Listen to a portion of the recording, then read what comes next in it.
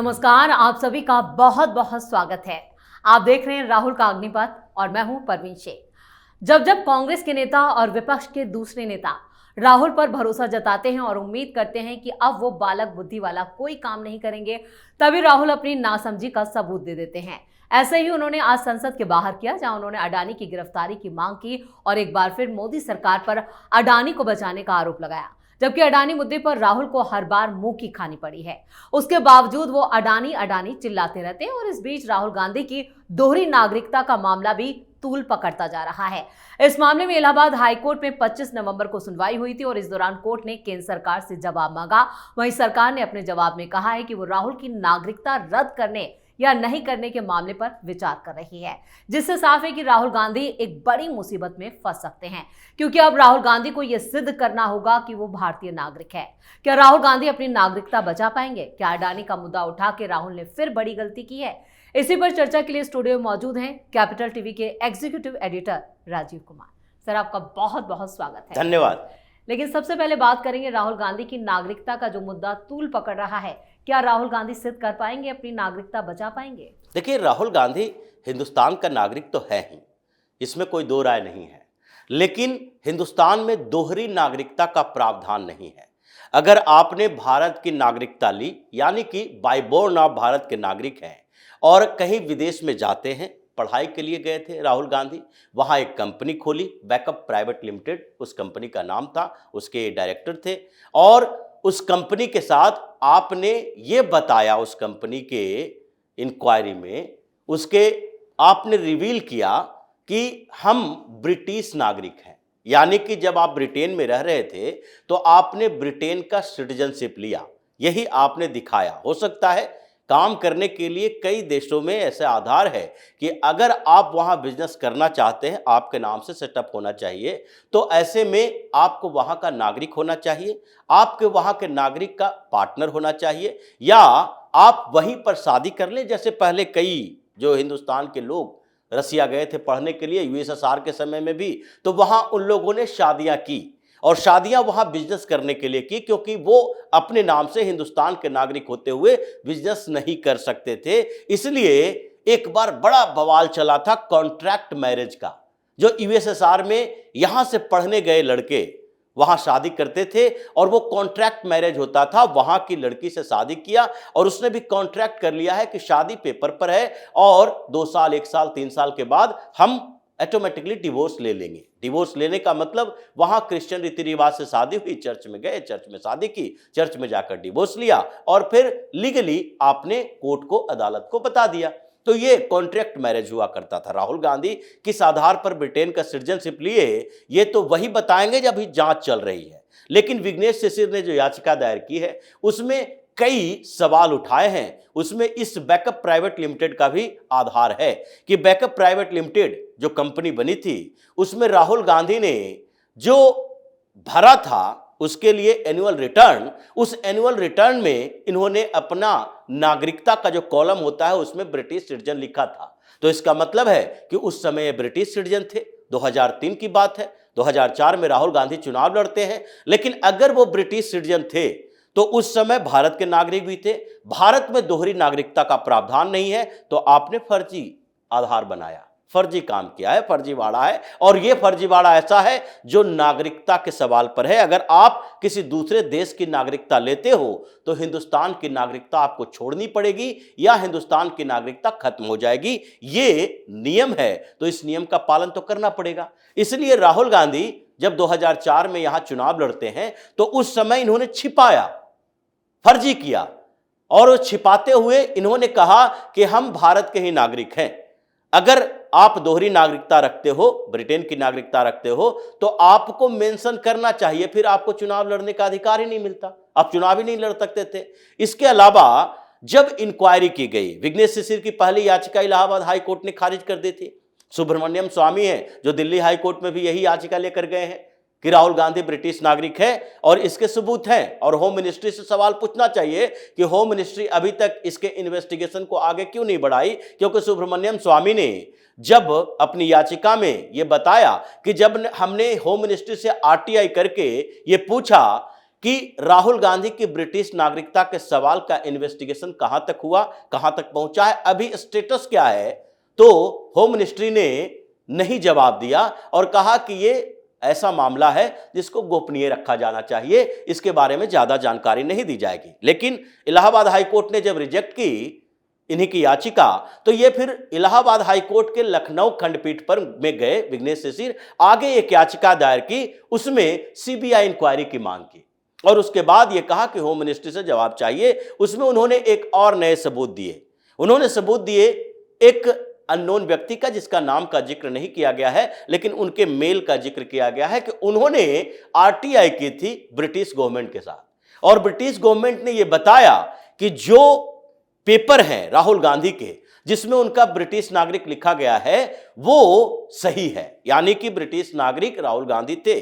लेकिन उन्होंने यानी ब्रिटिश गवर्नमेंट ने जवाब इस बात का नहीं दिया कि राहुल गांधी की ब्रिटिश नागरिकता पर हम सीधे तौर पर उनके दस्तावेज सौंपे, क्योंकि उनके गोपनीय कानून के आधार पर यह किसी प्राइवेट फर्म को, प्राइवेट व्यक्ति को, किसी इंडिविजुअल को दिया नहीं जा सकता है। अगर गवर्नमेंट के स्तर पर, अगर भारत सरकार मांग करे तो दिया जा सकता है।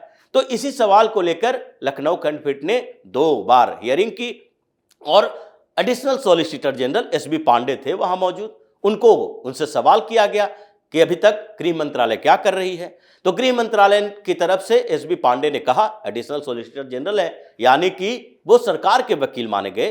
तो सरकार की तरफ से कहा गया कि गृह मंत्रालय, जो कि अमित शाह के अंतर्गत है, गृह मंत्रालय इस पर इन्वेस्टिगेशन कर रही थी और कई कुछ सबूत मिले हैं जिसके आधार पर आप नेक्स्ट हियरिंग में, जब भी नेक्स्ट हियरिंग हो, तो 19 तारीख का समय दिया गया, 19 दिसंबर का, कि नेक्स्ट हियरिंग में हम ये सारे सबूत के साथ आपके सामने रखेंगे कि राहुल गांधी की ब्रिटिश नागरिकता पर अब तक क्या क्या इन्वेस्टिगेशन हुए हैं और हमारे पास क्या क्या जानकारी है, हम अभी तत्काल सार्वजनिक नहीं कर सकते। इस बात की चर्चा हुई। मतलब ये तो कोई भी छिपा हुआ फैक्ट नहीं है कि राहुल गांधी ने ब्रिटेन की नागरिकता ली, लेकिन ब्रिटेन की नागरिकता ली तो भारत की नागरिकता छोड़ी, या ब्रिटेन की नागरिकता छोड़ने के बाद फिर से भारत की नागरिकता ली तो कहां अप्लाई किया, ये कहीं भी इस बात का तथ्य नहीं है। ये सिर्फ राहुल गांधी के लिए नहीं है, सोनिया गांधी के लिए सवाल उठता रहा है कि सोनिया गांधी अगर इटली की नागरिकता रखी रही, इतने सालों तक भारत की नागरिकता नहीं ली,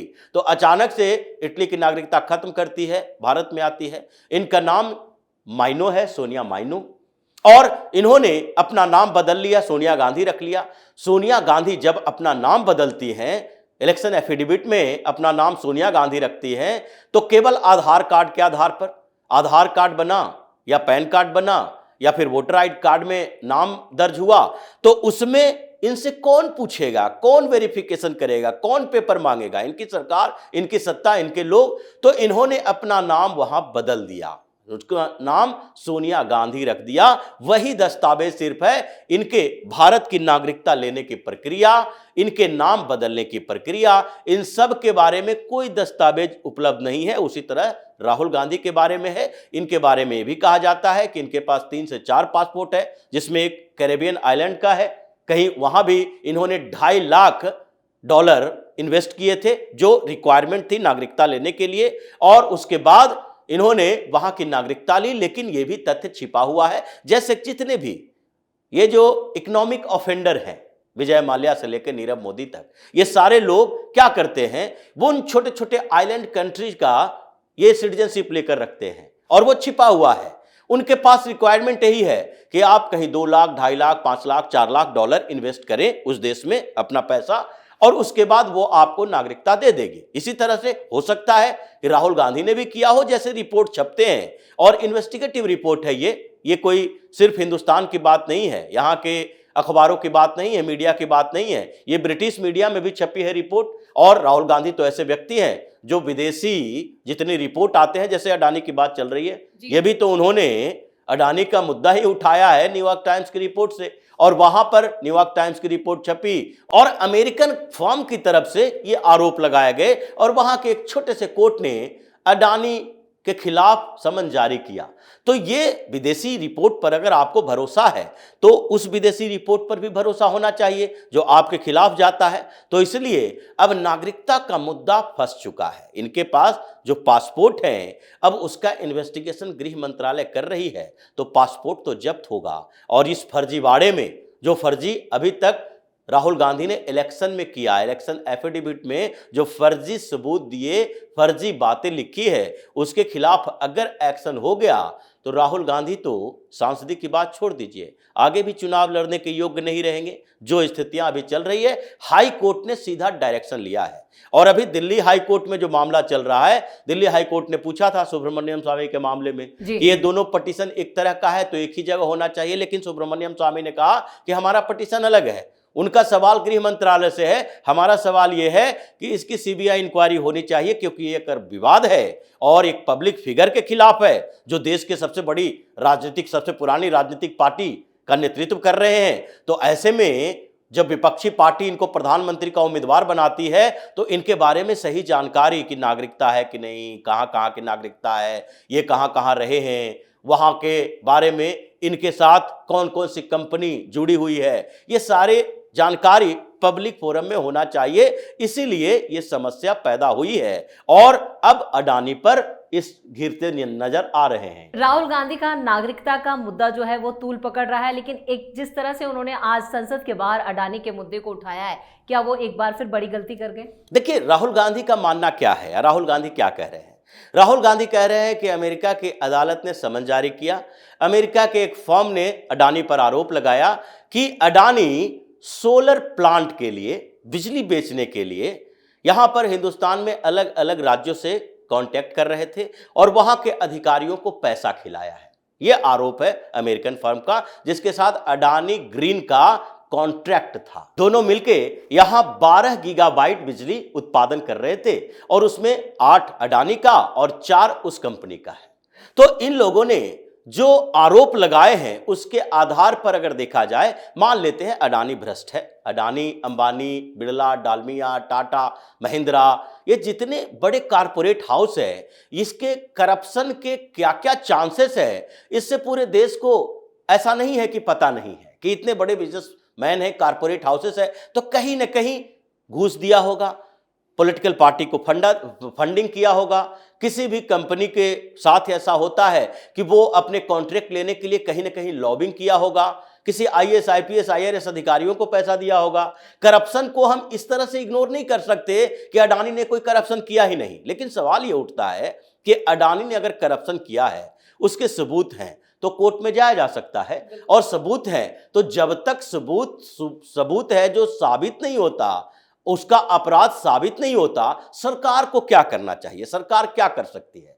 सरकार मतलब आप मोदी से कहते हो तो मोदी से इस बात के लिए कहते हो कि मोदी डिक्टेटर हो गए हैं, और दूसरी तरफ कहते हो मोदी गिरफ्तार नहीं कर रहे तो मोदी को गिरफ्तार करना चाहिए अडानी को। इसका मतलब मोदी डिक्टेटर हो जाए, ना कोर्ट, ना कचहरी, ना मुकदमा, ना कुछ नहीं, सीधे ये आरोप लगा और पुलिस को भेज दे कि अडानी को गिरफ्तार करके जेल में भेज दो। अगर ऐसी स्थिति होनी होती तो राहुल गांधी सबसे पहले गिरफ्तार होना चाहिए। राहुल गांधी को गिरफ्तार क्यों नहीं होना चाहिए, जबकि 2012 से इनके खिलाफ मामला 5000 करोड़ का ये नेशनल हेराल्ड का चल रहा है। ईडी ने इंक्वायरी कर ली है, इसके लिए कभी भी डिटेन किए जा सकते हैं, आगे भी ईडी इंक्वायरी के लिए फिर से पूछताछ के लिए बुलाने वाली है। तो ये स्थितियां है कि अगर किसी के ऊपर आरोप लगा और राहुल गांधी जैसा बेवकूफ व्यक्ति कह रहा है कि उसे गिरफ्तार कर लो, तो कल अंबानी के ऊपर आरोप लगेगा, गिरफ्तार कर लो। खड़गे के ऊपर आरोप है, आप ही के पार्टी के 24 ऐसे बड़े नेता हैं, 24, सबसे ज्यादा संख्या इन्हीं की पार्टी के है। ईडी ने जिनकी इंक्वायरी की है, जिसके खिलाफ जांच कर रही है, उसमें सबसे ज्यादा संख्या इसी की है। कांग्रेस के 24 बड़े नेताओं के खिलाफ है, उसमें ऊपर से ही सोनिया गांधी के खिलाफ चार्जेस चल रहे हैं, राहुल गांधी के खिलाफ है, प्रियंका वाड्रा के खिलाफ है। ये प्रियंका वाड्रा, रॉबर्ट वाड्रा दोनों के खिलाफ ये मनी लॉन्ड्रिंग का और लैंड ग्रैबिंग का मामला चल रहा है। उसके अलावा मल्लिकार्जुन खड़गे, डीके शिव कुमार आपका डिप्टी सीएम है, एक सीएम बना के रखे हो, उधर रेवंत रेड्डी को, उसके खिलाफ भी केस फॉर वोट में चल रहा है। ये कोई ऐसा चिदम्बरम, पूरा परिवार, बाप बेटा, कार्ति चिदम्बरम और पी चिदम्बरम दोनों के खिलाफ चल रहा है, सारे जमानत पर बाहर है, तो सबको जेल में ठूस दो। सबको गिरफ्तार करो, ये मांग क्यों नहीं करते? आरोप लगा नहीं, ये केजरीवाल की तरह आरोप लगा नहीं कि तुम उसकी गिरफ्तारी करवा लो। अडानी को कैसे सुरक्षा दे रहे हैं, ये सबूत लाओ, उसके बाद ये बात करना चाहिए, क्योंकि ये सवाल उठता है। अडानी की तरफ से तो कहा गया कि हमें समन नहीं भेजा गया, न गौतम अडानी को, न उनके भतीजे को, न उनके बेटे को, किसी को समन नहीं भेजा गया है। ये गलत धारणाएं बनाई जा रही है, गलत बताया जा रहा है। अडानी ग्रीन के खिलाफ एक समन है, जो एक कंपनी है और उसमें कितने लोग काम कर रहे हैं, किसके खिलाफ आरोप लगे हैं। लेकिन ये दूसरी तरफ है कि आरोप लगा किस चीज का लिए?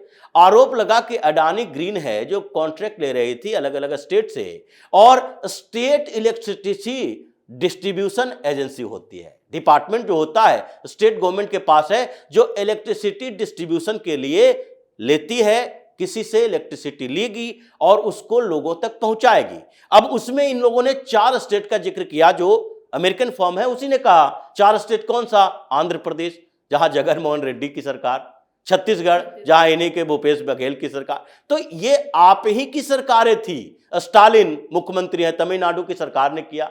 ये कौन से भारतीय जनता पार्टी की सरकार की आप बात कर रहे हो? सारी सरकार तो आपकी है और आप अपने मुख्यमंत्री या फिर विपक्ष के लोग उसी मुख्यमंत्री के ऊपर कर रहे हो। एक उड़ीसा का नाम है जहां बिजू जनता दल के पटनायक मुख्यमंत्री हुआ करते थे। कोई भी भारतीय जनता पार्टी शासित सरकार की बात तो है नहीं, तो पहले उन लोगों को करो। अभी चंद्रबाबू नायडू तो कह रहे हैं कि जगनमोहन रेड्डी के समय में जो कॉन्ट्रैक्ट हुआ था इन दोनों अडानी के साथ, उस पर हम रिव्यू करेंगे, उसकी जांच भी करेंगे। अब चंद्रबाबू नायडू के साथ भारतीय जनता पार्टी भी उस सरकार में है, तो जहां जहां आरोप लगे हैं वहां उसकी जांच हो रही है। अडानी अगर पाया गया गलत तो अडानी के खिलाफ कार्रवाई होगी। लेकिन ऐसे अगर डिक्टेटरशिप दिखाओगे कि संसद में हंगामा करेंगे, संसद से बाहर हंगामा करेंगे, हम कोई सबूत नहीं देंगे, दूसरे के सबूतों पर भरोसा करेंगे, तो यहां हाई कोर्ट, सुप्रीम कोर्ट बेकार है। सब कुछ अमेरिका में जाकर मुकदमा लड़ो, जाओ अमेरिका के हाई कोर्ट में, अमेरिका के सुप्रीम कोर्ट में मुकदमा लड़ो और वहां से आकर यहां पर हंगामा करो कि नहीं नहीं अमेरिका ने ऐसा कह दिया। अमेरिका ने तो ऐसा कह दिया, कनाडा ने ऐसा कह दिया कि गृह मंत्री अमित शाह भी हैं, दो निज्जर हत्याकांड में शामिल हैं, तो उनके खिलाफ भी कहो नहीं गृह मंत्री को गिरफ्तार करो, गृह मंत्री को गिरफ्तार करो, क्योंकि निज्जर के हत्याकांड में कनाडा ने, अमेरिका ने इनका नाम ले लिया है। तो ये स्थितियां राहुल गांधी की है जो पूरी तरह से बैकफायर कर रहा है।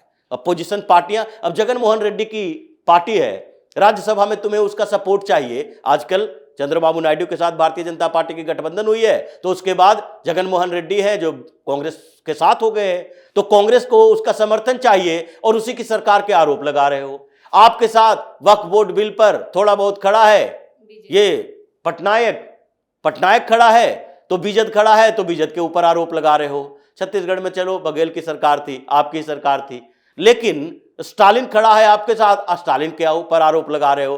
तो आप ये तय करो कि हमको किस दिशा में राजनीति को ले जाना है।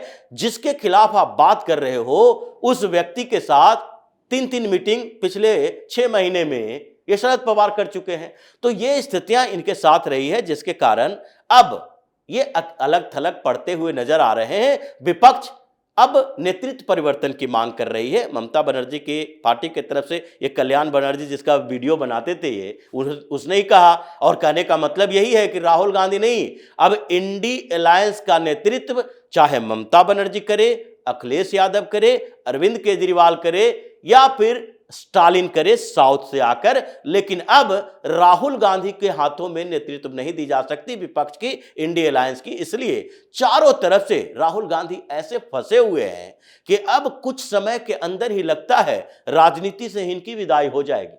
चलिए, इस तमाम जानकारी के लिए और सटीक विश्लेषण के लिए आपका बहुत बहुत धन्यवाद। धन्यवाद। राहुल गांधी की नागरिकता बचेगी या नहीं, ये 19 दिसंबर को साफ हो जाएगा जब कोर्ट अपना फैसला देगा, लेकिन उससे पहले सरकार का रुख भी तय करेगा कि राहुल का भविष्य क्या होगा। यानी एक बार फिर राहुल गांधी केंद्र सरकार की दया पर निर्भर हो चुके हैं। ऐसे में कानून का डंडा चलता है या फिर राहुल क्लीन बोल्ड होते हैं, ये जल्द पता चल जाएगा। इस खास शो में इतना ही। वीडियो कैसा लगा कमेंट करके अपनी राय जरूर दें। वीडियो को लाइक करें, शेयर करें और कैपिटल टीवी को सब्सक्राइब जरूर करें। धन्यवाद।